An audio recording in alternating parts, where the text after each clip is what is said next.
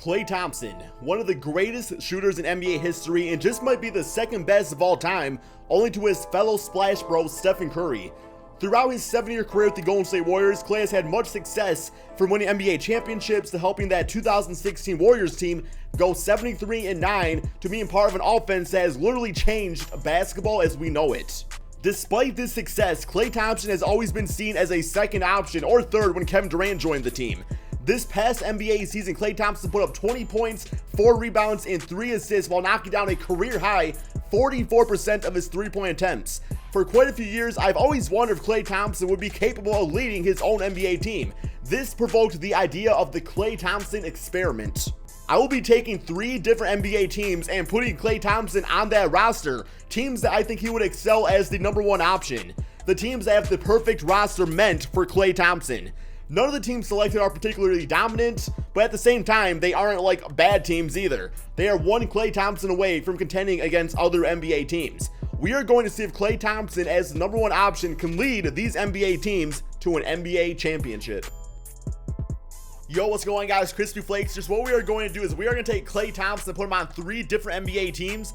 And then what we are going to do is we are going to individually simulate an entire NBA season, check out the stats, and see how exactly Klay Thompson fit in with that particular NBA team, what their final record is, what kind of stats he put up, what type of stats his teammates put up, and all that good stuff. If you guys want me to do some more of these for future NBA players, be sure to drop a like on this video, guys. It is greatly appreciated. So the first team we are going to look at, guys, is we are going to put Klay Thompson on the Miami Heat. The thing about the Miami Heat is that they have some really damn good role players on their team. They don't quite have that superstar player. I mean, Goran Dragic did make the NBA All-Star team. Some of that was, I believe, because of injuries to other NBA players. Hassan Whiteside, while he was, in years past, a really very good NBA center, he kind of just has given up on this team. Much of that is because he simply does not want to be the number 1 option. Now you add Klay Thompson to that, and all of a sudden, Hassan Whiteside, he no longer has that pressure of having to lead this team. He can be the second or third option on this team to Klay Thompson and Dragic, and things are good to go. You have Dwayne Wade to come off the team and be the 6th man of the squad out there. At times Klay Thompson could play the small forward positions alongside Dwayne Wade. The spacing for Wade's game would be absolutely fantastic. He'd be able to get to the basket and things like that. And Klay Thompson, plain simple, man, would just add his dominant 3-point touch to this squad out there.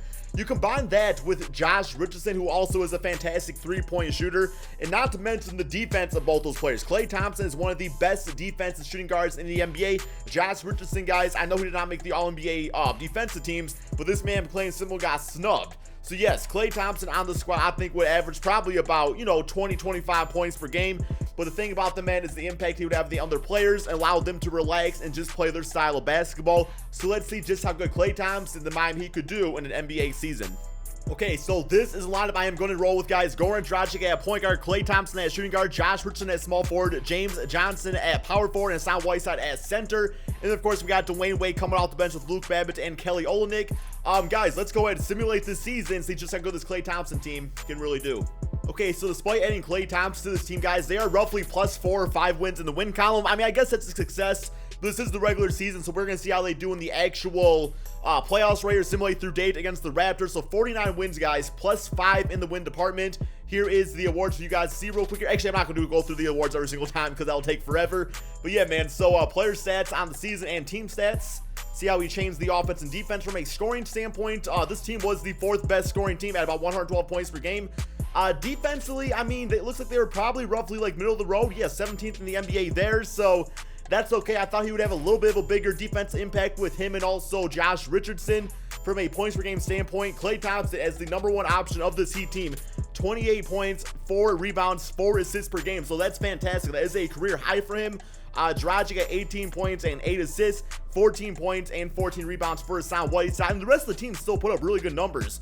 It seems like what really struggled when it came to this team was the defense, which I'm very surprised by, because I feel like Klay Thompson would have added more to that. But here we go. We do have the playoffs. That's what it's all about. 3rd in the Eastern Conference, still pretty damn good. Simulate current rounds and see what happens, man. Okay, so looks like we won 4-1 against the Washington Wizards.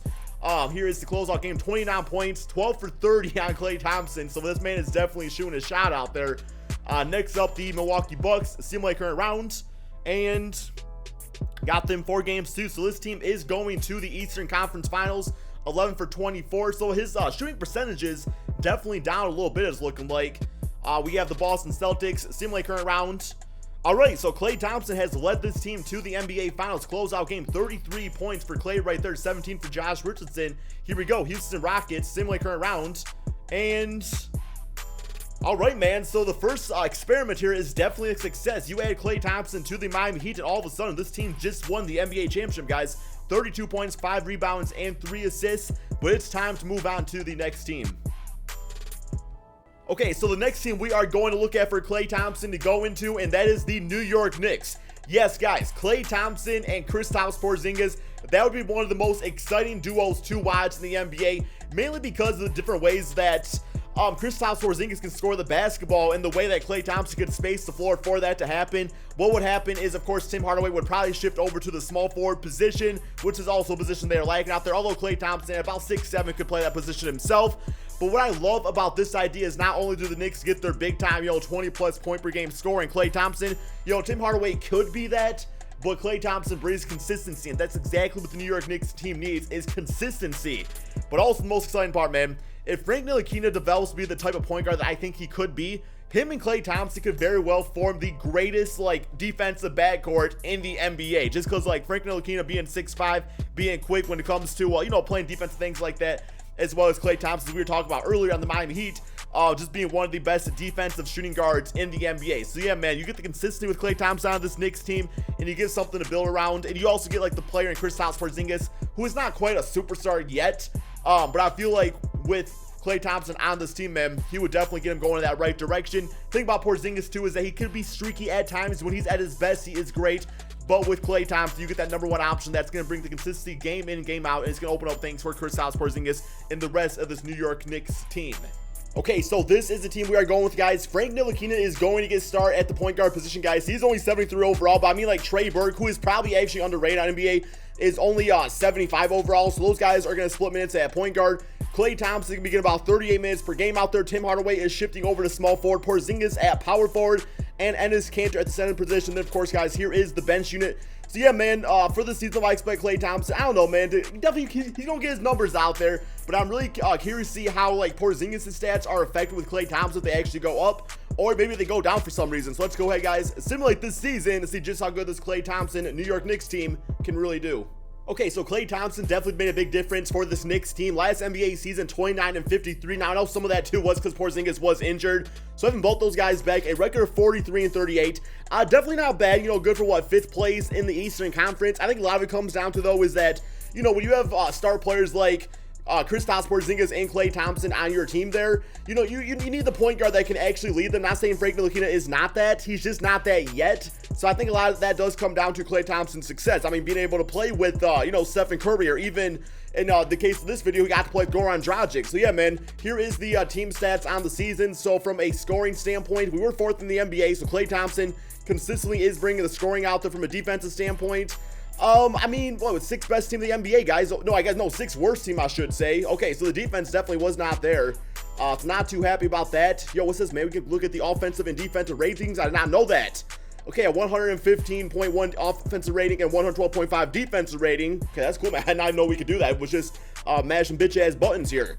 Player stats on the season: Klay Thompson, 26 points, 4 rebounds, 4 assists. He'll still put his numbers up.